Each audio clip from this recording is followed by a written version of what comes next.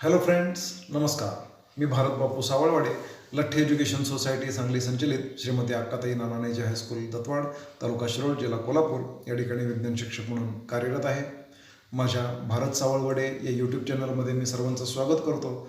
आणि आज आपण इयत्ता 10वी विज्ञान आणि तंत्रज्ञान भाग 1 मधील प्रकरण क्रमांक 10 स्पेस मिशन्स अवकाश मोहिमा यामधील तिसऱ्या भागाकडं जाणार आहोत, की ज्याच्यामध्ये सॅटेलाईट लॉन्च व्हेकल्स किंवा स्पेस शटल्स म्हणजे काय, ते कसे असतात आणि या संदर्भानं जे कामकाज चालतं त्या कामकाज चालवणाऱ्या वेगवेगळ्या संस्था कोणत्या, तिथं काम कसं चालतं याच्याबद्दलची थोडक्यात माहिती पाहणार आहोत.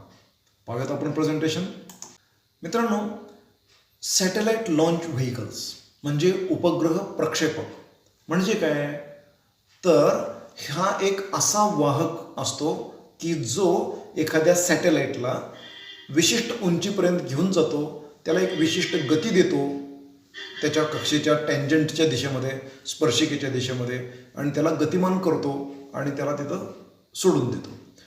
अशा प्रकारची जी व्हेकल्स असतात त्यांना सॅटेलाईट लॉन्च व्हेकल्स असं आपण म्हणतो. म्हणजे त्याला मराठीमध्ये आपण उपग्रह प्रक्षेपक असं म्हणूया. Satellite launch vehicles are used to place the satellites in their specific orbits. The functioning of the satellite launch vehicle is based on Newton's third law of motion. तर ह्या उपग्रह प्रक्षेपकाचं काम कसं चालतं, हाऊ इट वर्क्स, तर हे न्यूटनच्या गतिविषयक तिसऱ्या नियमानुसार चालतं.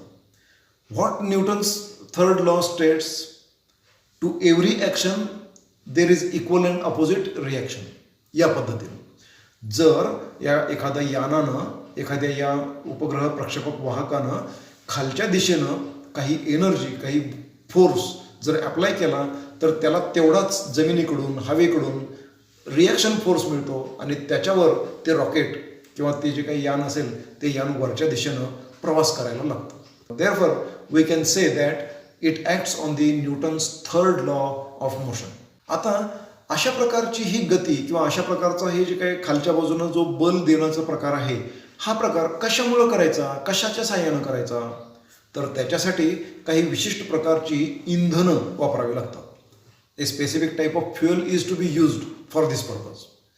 The gas produced due to the combustion of the fuel expands due to the high temperature and is expelled forcefully through the nozzles at the rear side of the launch vehicle.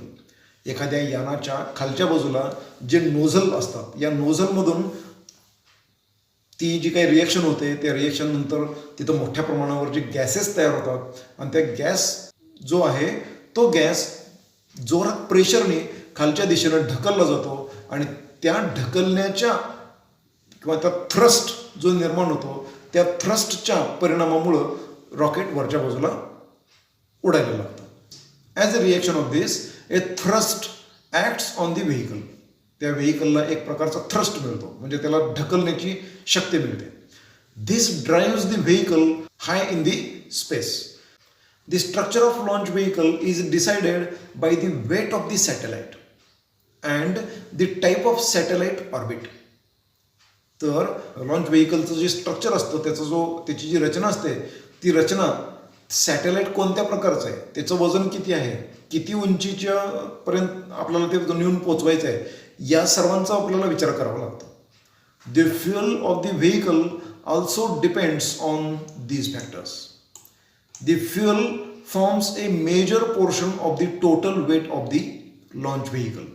एखाद्या अशा प्रकारच्या या यानामध्ये त्या संपूर्ण यानाचं जे काही वस्तुमान असतं, त्या संपूर्ण यानाच्या वस्तुमानामधलं सगळ्यात जास्त वजन या इंधनाचंच असतं. Thus the vehicle has to carry a large weight of the fuel with it. तर स्वतःच्या त्या फ्युएलचं जे वस्तुमान आहे त्या वस्तुमानासह आपल्याला उड्डाण घ्यायचं आहे, म्हणजे वर यान पाठवायचं आहे. To overcome this problem launch vehicles with more than one stage are used. अनेक टप्प्याटप्प्याने त्याच्यामध्ये काही स्टेजेस ॲड केलेले असतात.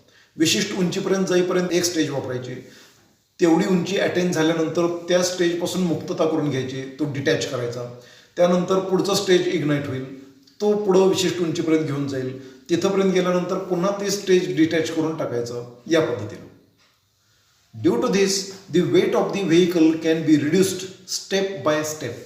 आणि त्याप्रमाणे जसजशी विशिष्ट उंची आपण गाठत जाऊ तसं यानाचा वस्तुमान आपण काय करू शकतो, कमी करू शकतो. For example, consider a launch vehicle having 2 stages. 2 टप्प्यांचं यान जर असेल तर त्याच्या बाबतीमध्ये काय घडतं, for launching the vehicle the fuel and the engine in the first stage are used.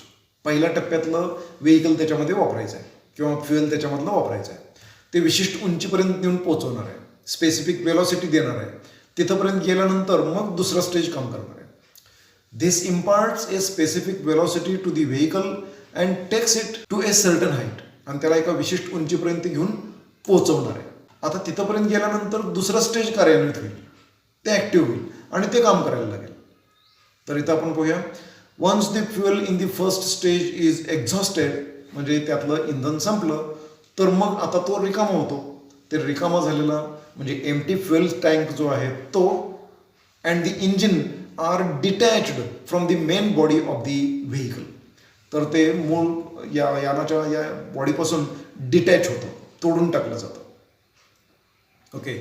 And fall either into a sea or on an unpopulated area. तर ते समुद्रामध्ये पडेल अशी व्यवस्था करतात किंवा ज्या ठिकाणी लोकवस्ती असणार नाही अशा ठिकाणी ते पडेल अशा प्रकारची व्यवस्था केली जात असते. As the fuel in the first stage is exhausted, the fuel in the second stage is ignited. पहिल्या टप्प्यातलं इंधन संपलं, तो डिटॅच होऊन खाली पडायला लागला की त्याच वेळेला दुसरा स्टेज इग्नाईट होईल अशी व्यवस्था केलेली असते. आर्मागेडन नावाचा एक सिनेमा आहे, हा सायन्स फिक्शन स्टोरीवर आधारित असलेला. त्याच्यामध्ये हे डिटॅचमेंट, एक स्टेज डिटॅच होऊन खाली पडणं आणि त्याच्यानंतर पुढील स्टेज कार्यान्वित होणं वगैरे हे सर्व दाखवलेलं आहे.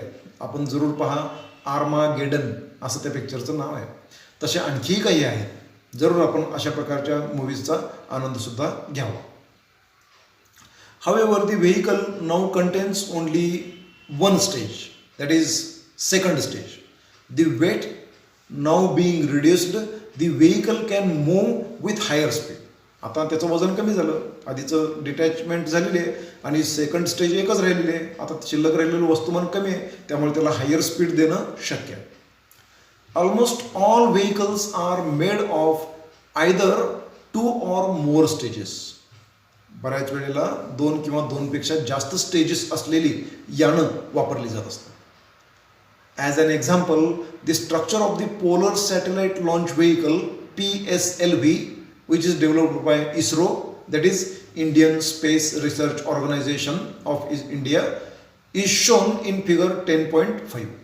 तर इस्रोचा PSLV प्रकारचा पोलर सॅटेलाइट लॉन्च व्हेकल जे व्हेकल आहे त्याची रचना या ठिकाणी आपल्याला पाहायला मिळते. त्याचे भरपूर स्टेजेस पाहायला मिळतात. 4 टप्प्यांचं हे इंजिन आहे. इथं पहिले असणारे हे जे काय बूस्टर्स आहेत, ओके, सॉलिड स्टेट इंधन याच्यामध्ये असतं, ते जळायला लागतं, त्याच्या प्रेशर येतो.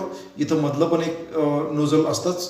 त्याचबरोबर हे first stage, second, third, fourth आणि मग शेवटी सॅटेलाईट वरच्या टप्प्यामध्ये ठेवलेले असतील. ते सॅटेलाईट त्या योग्य उंचीवर नेऊन तिथं पोहोचवण्याचं काम केलं जात असतं. हे जसं दाखवलं तसं या ठिकाणी अमेरिकेची म्हणजे नासाची जी स्पेस शटल सिस्टीम आहे, ती स्पेस शटल सिस्टीम या ठिकाणी उजव्या आकृतीमध्ये दाखवलेली आहे. तर स्पेस शटल सिस्टीममध्ये काय केलेलं आहे, तर इथं हे फ्युएल टँक आहे, एक्सटर्नल फ्युएल टँक. प्रत्यक्षामध्ये यानं किंवा ते सॅटेलाईट ठेवण्याची जी जागा आहे ती इथं असते आणि जो क्रू मेंबर्स असतात त्याच्यामध्ये बसून अवकाशामध्ये जाणारे जे मेंबर्स असतात त्यांना बसण्याची जागा अगदी या टोकाकडच्या बाजूला, वरच्या बाजूला असते. आणि त्याच्या बाजूला इकडं 2 बूस्टर्स असतात आणि हे बूस्टर्ससुद्धा खाली फोर्स देऊन यानाला वर ढकलण्याचं काम करत असतात. आता ते एक एक पार्ट त्यातला डिटॅच होत जात असतो. त्यातले पहिल्यांदा हे जे बूस्टर्स आहेत, रॉकेट बूस्टर्स, ते डिटॅच होऊन पडतात.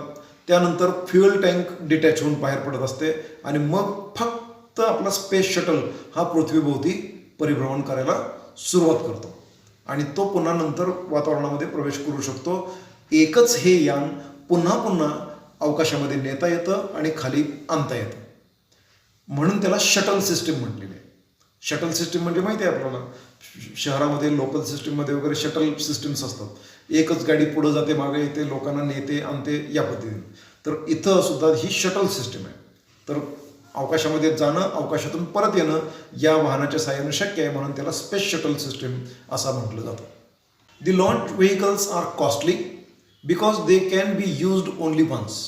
लॉन्च व्हेकल्स एका वेळेला एकदाच वापरता येतात, परंतु USA मात्र लॉन्च व्हेकल पुन्हा पुन्हा वापरता येतं आणि म्हणून त्याला स्पेस शटल सिस्टीम असं म्हटलेलं आहे. USA has therefore developed space shuttle which returns to the earth except for the fuel tank and can be reused in multiple launches.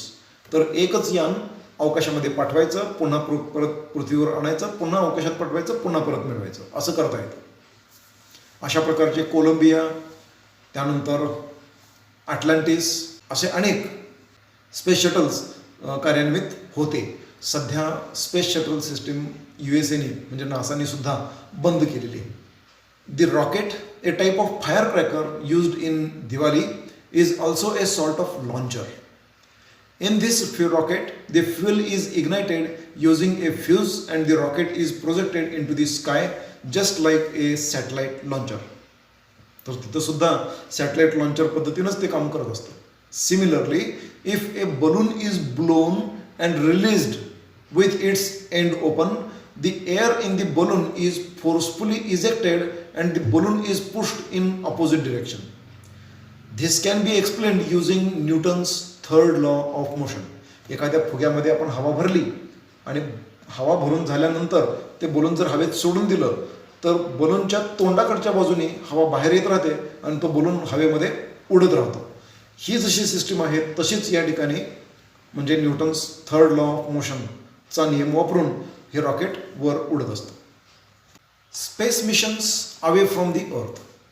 पृथ्वीच्या पृष्ठभागापासून किंवा पृथ्वीपासून लांब अंतरावर असणारी जी काही मिशन्स असतात, काही मोहिमा आखल्या जातात, त्या कशा काम करतात, त्यांचा उद्देश काय असतो ते आपण थोडक्यात समजून घेऊया. As we have seen above, artificial satellites are being used for making our life more and more enriched. तर कृत्रिम उपग्रहांच्यामुळं आपण आपलं जीवन समृद्ध करत चाललेलो आहोत. अनेक वेगवेगळ्या गोष्टींमध्ये ही कृत्रिम उपग्रह आपल्याला मदत करत असतात. However, in the previous standard, we have learned about how the telescopes aboard artificial satellites are used to gather information about various objects in the universe. तर आर्टिफिशियल सॅटेलाइट म्हणून काम करत असलेले, पृथ्वीच्या वातावरणाच्या बाहेरच्या बाजूला जाऊन काम करणारे काही जे टेलिस्कोप्स आहेत, ते विश्वामध्ये वेगवेगळ्या ठिकाणी अवकाशातल्या भागावर फोकस करतात, तेथील इमेज मिळवतात आणि ती आपल्याला माहिती मिळवून देतात आणि म्हणून भरपूर विश्वाबद्दलची माहिती आपण मिळवू शकत आहे.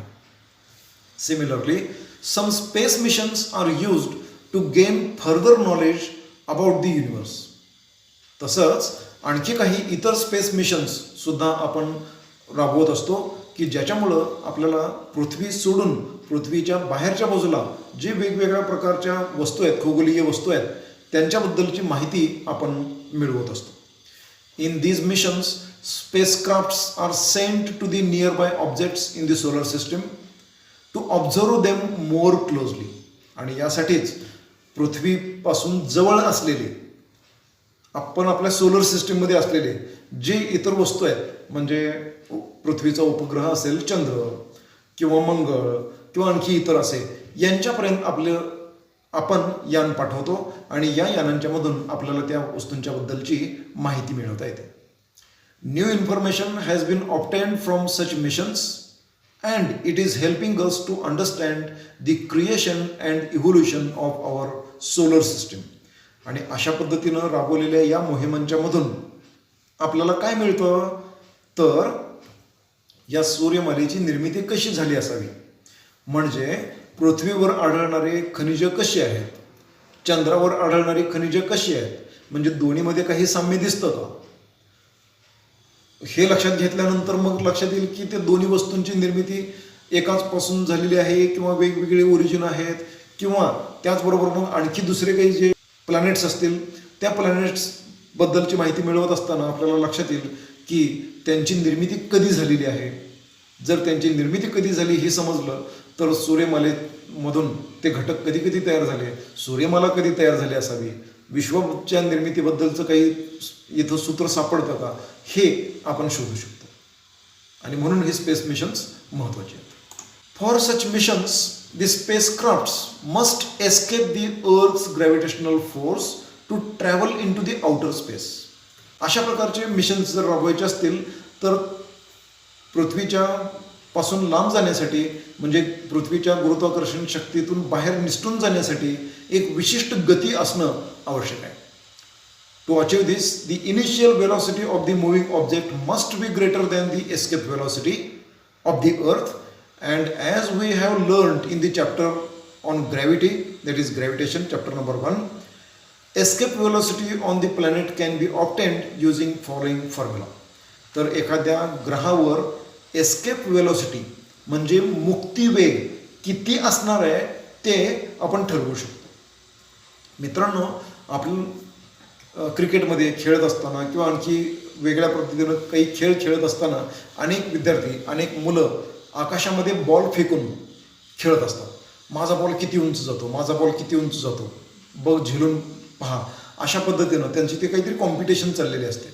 त्यावेळेला जोरदार शक्ती वापरून ते बॉल फेकत असतात. तर किती बॉल उंच जातो हे शेवटी कशावर ठरतं?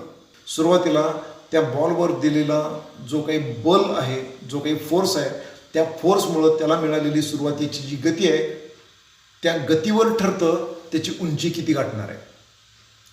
मग आता अशी उंची गाठायची आहे की ज्यामुळं ग्रॅव्हिटेशनल फोर्सच्या प्रभावातून वस्तू बाहेर फेकून द्यायची आहे.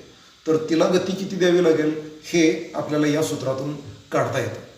तर ते सूत्र असं आहे, V escape velocity is equal to 2gm divided by R.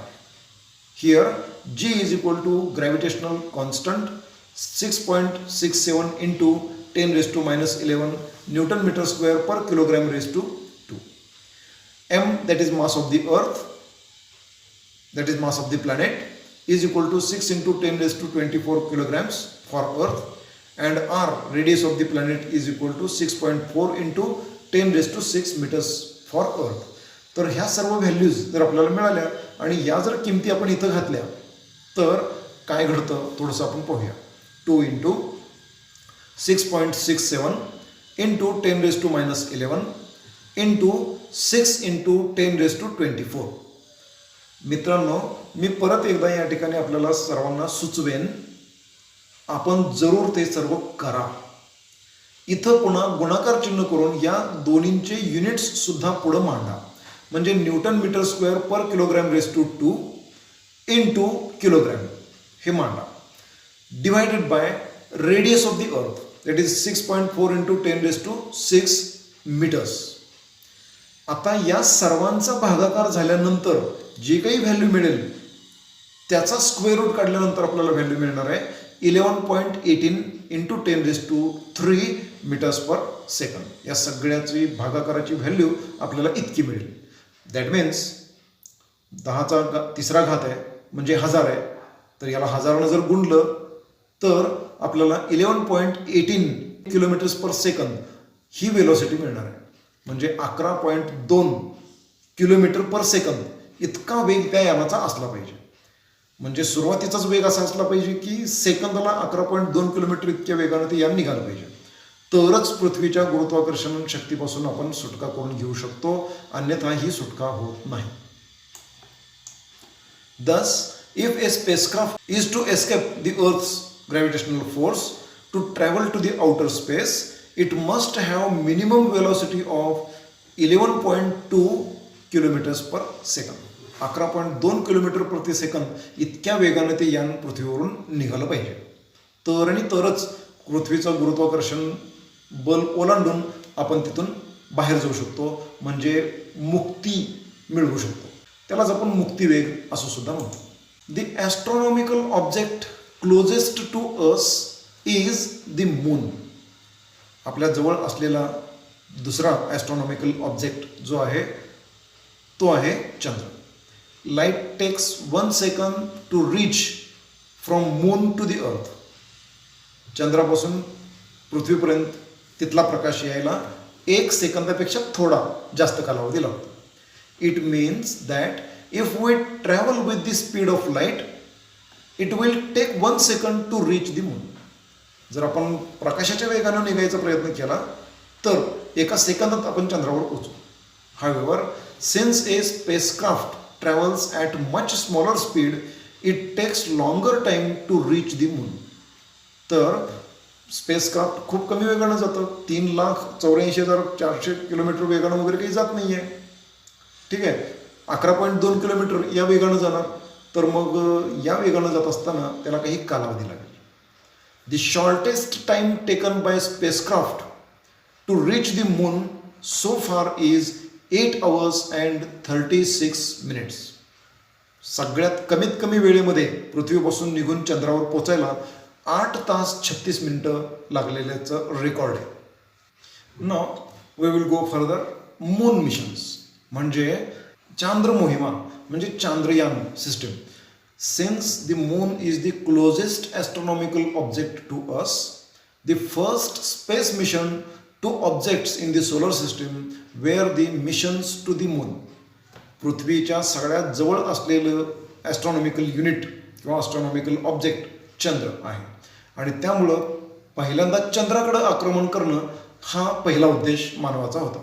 The spacecrafts in the Luna series sent by Soviet Union reached near the moon. सुरुवातीला सोव्हिएत युनियनने पाठवलेले ल्युना सिस्टीम जी होती, ल्युना म्हणजे चंद्र, तर चंद्राच्या आसपास जाण्यासाठीची त्यांची योजना होती. त्याच्यामधून त्यांनी सुरुवातीला प्रयत्न केला. ते चंद्राच्या खूप जवळ जाऊन पोहोचू शकले. ल्युना 2 launched in 1959 was first such craft. आणि असा चंद्राच्या अगदी जवळ जाऊन पोहोचणारा 1959 पहिलं क्राफ्ट रशियानं पाठवलेलं होतं. After that till 1975 15 space crafts made chemical analysis of the moon and also measured it's gravity. त्यानंतर 1975 पर्यंत 15 स्पेस क्राफ्ट्सनी चंद्राचे रासायनिक पृथक्करण केलेले आहेत. त्याच्यावरचे धूळ, माती किंवा त्याचे जे खडक असतील त्या सगळ्यांचं केमिकल ॲनालिसिस केलेलं आहे.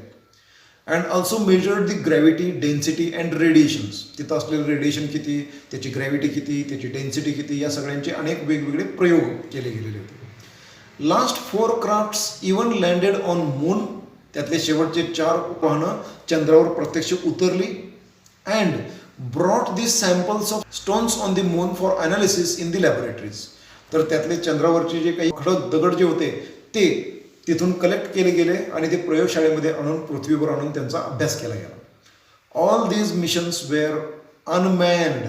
ही सर्व जी मिशन्स होती ही अनमॅन्ड होते, म्हणजे मानव त्याच्यामध्ये नव्हता. America also executed moon missions from 1962 to 72. The speciality of these missions was that some of these were manned missions. त्यातले काही समानव योजना होत्या. In July 1969, Neil Armstrong became the first human to step on the moon.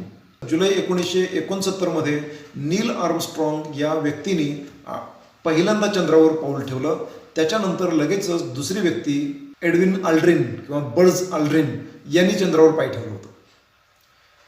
In 2008 Indian Space Research Organisation successfully launched Chandrayaan 1 and placed it into an orbit around the moon. It sent useful information to earth for about 1 year. 1 वर्षापर्यंत त्यांनी चंद्राची भरपूर माहिती आपल्याला पाठवलेली आहे. The most important discovery made during the mission was the presence of water on the moon surface. तर चंद्राच्या पृष्ठभागावर पाण्याचं अस्तित्व आहे हे मून इम्पॅक्ट प्रोब त्याच्यावर आघात करून ते दाखवून देता आलेलं आहे. India was the first country to discover this. चंद्रावर पाणी आहे हे दाखवून देणारा भारत हा पहिला देश आहे. नेक्स्ट मार्स मिशन्स म्हणजे मंगळ मोहिमा. Next to the moon the astronomical object nearest to earth is the Mars. चंद्रानंतर दुसरी जवळची वस्तू अवकाशातील आहे मंगळ. Many nations sent spacecrafts to this Mars. Mars mission is difficult and almost half the missions were unsuccessful. Chandrayaan मोहिमा ह्या अतिशय कठीण आहेत. त्यातल्या जवळजवळ जेवढ्या काही योजना आखल्या त्यातल्या निम्म्या अयशस्वी झालेल्या आहेत. However, ISRO's performance in this mission is remarkable. इस्रोनं म्हणजे भारतीय स्पेस रिसर्च ऑर्गनायझेशननी जी योजना आखली ती अतिशय महत्त्वपूर्ण आहे. And we all must be proud of it. आपल्याला त्याचा अभिमान असणं आवश्यक आहे. The spacecraft Mangalyaan made by ISRO using minimum expenses were launched in November 2013 and was placed into orbit around the Mars in September 2014. लक्षात घ्या मित्रांनो, याचं लॉन्चिंग झालं होतं नोव्हेंबर 2013 मध्ये. म्हणजे प्रिपरेशन फार आधीपासून चालू होती. And it was placed into orbit around the mars in September 2014. आणि ते जेव्हा पोचलं त्याला पोचायला 9 महिने कालावधी लागला. तर ते पोचल्याचा कालावधी आहे September 2014. It obtained very useful information about the surface of the Mars and the atmosphere around it. तर त्याच्या भोवतीचं जे वातावरण आहे, तिथली जी परिस्थिती आहे, या सर्वाची माहिती आपल्याला या मिशनमधून मिळालेली आहे. या ठिकाणी 3 महान व्यक्तींचे फोटोग्राफ्स आपण पाहतो आहोत आणि त्यांची नावंसुद्धा पाहतो आहोत. त्यांच्या कार्याबद्दल आपण थोडक्यात परिचय करून घेणार आहोत. पहिली इमेज आहे कॅप्टन राकेश शर्मा यांची. Rakesh Sharma was the first Indian to travel to space. अवकाशामध्ये प्रवास करणारी पहिली भारतीय व्यक्ती म्हणून कॅप्टन राकेश शर्मांचं नाव आपण घेतो. He went into space along with 2 Russian astronauts under the joint Indo USSR space programme. Bharat आणि रशिया यांचा एकत्रित उपक्रम होता. त्या उपक्रमामध्ये यांना त्या ठिकाणी संधी मिळाली होती. He stayed in space for 8 days. 8 दिवस ते पृथ्वीभोवती प्रदक्षिणा करत अवकाशामध्ये राहिलेली होती. Next is Kalpana Chawla. Kalpana Chawla obtained her engineering in aeronautics degree from Punjab and in 1888 obtained her doctorate from university of Colorado. Colorado युनिव्हर्सिटीमधून 1988 मध्ये त्यांनी डॉक्टरेट पदवी मिळवली, म्हणजे संशोधन कार्य पूर्ण केलं एरोनॉटिक्समध्ये. She was in space for 334 hours during research mission. एका संशोधन मोहिमेमध्ये 336 तास त्या अवकाशामध्ये होत्या. While returning to earth from space on 1 February 2003 the Columbia spacecraft exploded and Kalpana Chawla perished. Kalpana Chawla अवकाशामध्ये 2 वेळेला गेलेले आहेत.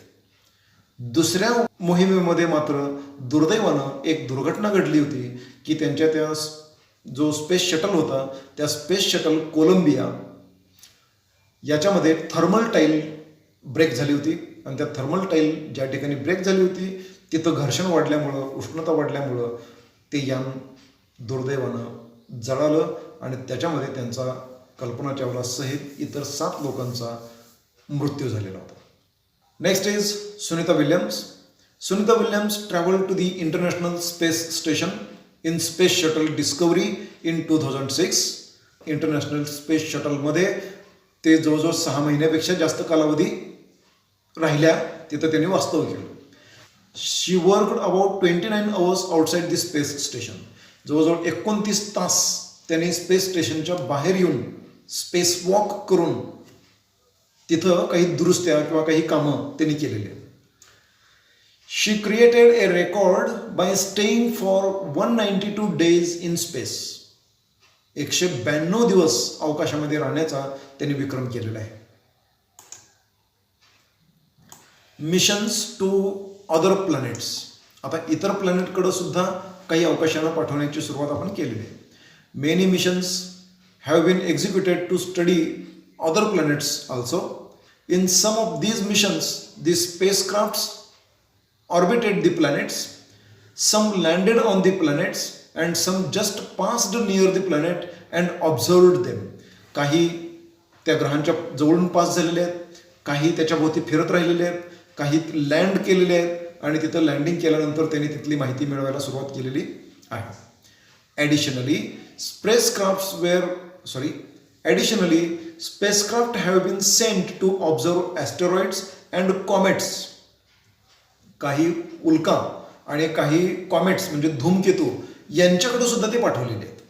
तिथं जाऊन सुद्धा लँडिंग केलेले आहेत. तिथून सुद्धा डस्ट पार्टिकल स्टोन्स हे जे आहेत हे सुद्धा त्यांनी परत मिळवून पृथ्वीवर आलेले आहेत. म्हणजे धूमकेतूंचा सुद्धा पाठलाग करता येतो हे आता लक्षात घ्या. Successfully collected some dust and stones from the asteroids and brought them back to the earth. We are getting very useful information from all these missions, clarifying our concepts about the origin and evolution of the solar system. आणि या सगळ्या मोहिमांच्या मधून आपल्याला काय माहिती मिळायला लागलेली आहे, या सर्व वस्तूंची निर्मिती कशी झाली असावी, सोलर सिस्टीमची निर्मिती कशी झाली असावी, त्याचा कालावधी कोणता असावा याबद्दलची माहिती आपल्याला मिळायला लागलेली आहे. India and space technology. अवकाश संशोधन तंत्रज्ञानामध्ये भारतानं प्रगती कशी केलेली आहे याच्याबद्दल आपण थोडक्यात माहिती घेऊया. India also has made remarkable progress in science and technology of launch vehicles. उपग्रहांचं प्रक्षेपण करणारी यंत्रणा स्वतः भारतानं तयार केलेली आहे.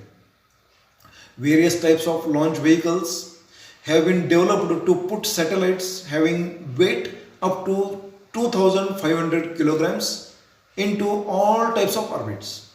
2500 किलोग्रॅमपर्यंतच्या अनेक उपग्रहांचं लॉन्चिंग आपण करू शकलेलो आहे वेगवेगळ्या ऑर्बिट्समध्ये. PSLV and GSLV are two prominent launchers. त्यापैकी PSLV म्हणजे पोलर सॅटेलाइट लॉन्च व्हेकल, ध्रुवीय कक्षेमध्ये परिभ्रमण करणारी जे सॅटेलाइट्स आहेत त्यांचं लॉन्चिंग करणारं व्हेकल आहे. And GSLV that is geostationary launch vehicle किंवा जिओ सिंक्रोनस लॉन्च व्हेकल म्हणजे भूस्थिर उपग्रहांना सोडणारी जी यंत्रणा आहे, जे व्हेकल आहे ते. Are two important launchers. The scientific and technological feats achieved by India in this field have a significant contribution to the national and social development. तर देशाच्या एकूणच प्रगतीमध्ये आणि सांस्कृतिक प्रगतीमध्ये सुद्धा या टेक्नॉलॉजीजनी, या स्पेस मिशन्सनी भरपूर हातभार लावलेला आहे.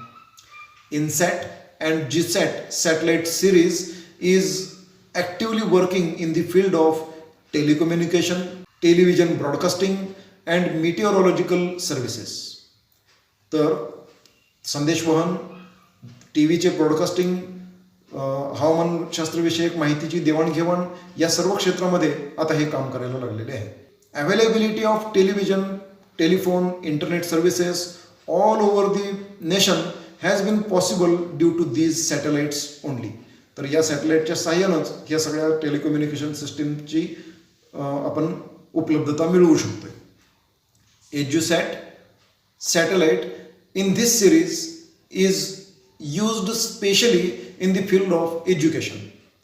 IRS Indian Remote Sensing Satellite ही जी सिस्टीम आहे ही नॅचरल रिसोर्सेस, नैसर्गिक साधन संपत्ती कोणकोणते आहेत, किती आहेत, डिझास्टर मॅनेजमेंट, आपत्ती व्यवस्थापन या सर्वांमध्ये मदत करत असते.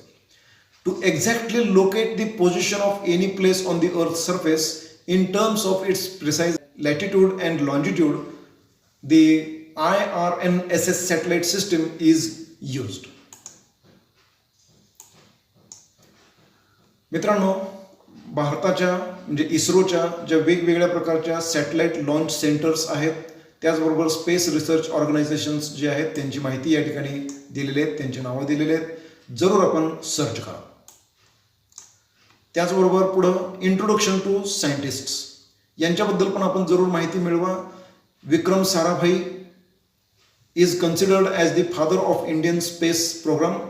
His efforts led to foundation of Physical Research Laboratory PRL at Ahmedabad. In 1962, Indian government constituted Indian National Committee for Space Research under his chairmanship. त्यांच्या अध्यक्षतेखाली या संस्थेची स्थापना झालेली आहे. And first satellite launch center was established at Thumba in 1963. आणि त्यांच्या कार्याच्या सन्मानार्थ रॉकेट बॉईज म्हणून एक सिनेमा निघालेला आहे, तो आपण जरूर पहा. The launching of India's first satellite Aryabhatta into the space was the result of his efforts. पहिला आर्यभट्ट हा सॅटेलाइट अवकाशामध्ये पाठवण्याची जी अचिव्हमेंट झालेली आहे ती त्यांच्या नेतृत्वाखाली झालेली आहे. He played an important role in the establishment of Indian Space Research Organization. त्यांनी भारतीय अवकाश संशोधन संस्था इस्रोच्या निर्मितीमध्ये अतिशय महत्त्वाची भूमिका पार पाडलेली आहे. आता मित्रांनो, space debris and it's management. In addition to the artificial satellite, some other objects are also revolving around the earth. Artificial सॅटेलाइटच्या बरोबरच आणखी काही इतर वस्तूसुद्धा पृथ्वीभोवती फिरत राहत आहेत, की त्याच्यामध्ये that includes non functional satellites, जे फंक्शनलेस आहेत, कार्य करत नाहीत असे सॅटेलाइट्स आहेत. Parts of the launchers detached during launching, हे सुद्धा त्याच्यामध्ये फिरत आहेत. Debris generated due to collision of satellites with each others or any other object in the space, या सगळ्याला मिळून स्पेस डेब्रिस असं म्हटलेलं आहे, अवकाशातील कचरा असं म्हटलेलं आहे. According to one estimation made in 2016, there are about 2 crore pieces of length more than 1 centimeter revolving around the earth. 1 सेंटीमीटरपेक्षा जास्त लेंथ असलेल्या जवळजवळ 2 कोटी तुकडे अवकाशामध्ये फिरतायत, पृथ्वीभोवती फिरतायत, हे सापडलेलं आहे. All this is nothing but the debris in the space. या सगळ्यालाच आपण स्पेस डेब्रिस असं म्हणतो. The debris can be harmful to the artificial satellites. It can collide with the satellites or spacecrafts and damage them. This debris is increasing day by day. या कचऱ्याची दिवसेंदिवस वाढच होत चाललेली आहे. Soon it will be difficult to launch new spacecrafts. नवीन spacecrafts नवीन आता लॉन्च करणं खूप अवघड होईल, कारण जागाच राहणार नाही आहे. It is therefore very essential to manage the debris. त्यामुळे डेब्रिस हा जो काही स्पेस डेब्रिस आहे याचं मॅनेजमेंट करणं, तो पुन्हा पृथ्वीवर आणता येतो का याचा प्रयत्न करणं आवश्यक आहे. Some studies and experiments are being done with this in view. तर या पद्धतीनं काही योजना आता आखायला सुरुवात झालेली आहे. Hope that soon we will have a solution for this problem and the future satellites and spacecrafts will not be in danger anymore. त्यामुळं पुढं भविष्यामध्ये असे धोके आता राहणार नाहीत अशी आपण अपेक्षा करूया. बुक्स आर माय फ्रेंड्स म्हणून पाठ्यपुस्तकामध्ये काही पुस्तकांचा उल्लेख दिलेला आहे, ते आपण जरूर वाचावेत. For more information, read the reference books in your library. Number 1 is Space and Science, Dr. Jayant Naralekar, and Story of ISRO, कथा इस्रोची, डॉक्टर वसंतराव गोवारीकर, VR गोवारीकर यांनी लिहिलेलं. ह्या 2 पुस्तकांचं आपण जरूर वाचन करावं. त्याचबरोबर मी आणखी 3 पुस्तकं आपल्याला सुचवणार आहे, आणि ती इथं आहेत. विज्ञान अवकाशाची वाचनीय सफर म्हणून सकाळ माध्यम समूहानं ही काही 3 पुस्तकं तयार केलेली आहेत. त्यापैकी अपोलो 11 हे सुधीर फाकटकर सर यांनी लिहिलेलं आहे. त्यानंतर अवकाश झेप हे पुस्तक इंडियन स्पेस रिसर्च ऑर्गनायझेशनमध्ये म्हणजे भारतीय अवकाश संशोधन संस्थेमध्ये ज्यांनी कार्य केलेलं आहे असे डॉक्टर सुरेश नाईक सर यांनी लिहिलेलं पुस्तक आहे, हे आपण जरूर वाचा. आणि मी शास्त्रज्ञ कसा झालो हे डॉक्टर जयंत नारळीकर सर यांचं पुस्तकसुद्धा जरूर वाचा. हे अवकाशासंदर्भामध्ये आपल्याला भरपूर माहिती देतील. ओके मित्रांनो, माझं हे मार्गदर्शन थोडंसं लांबलेलं आहे. जर आवडलं तर जरूर लाईक करा, उपयुक्त वाटलं तर इतरांच्यासाठी जरूर शेअर करा, आणि माझं चॅनल जरूर सबस्क्राईब करा. Stay connected. धन्यवाद.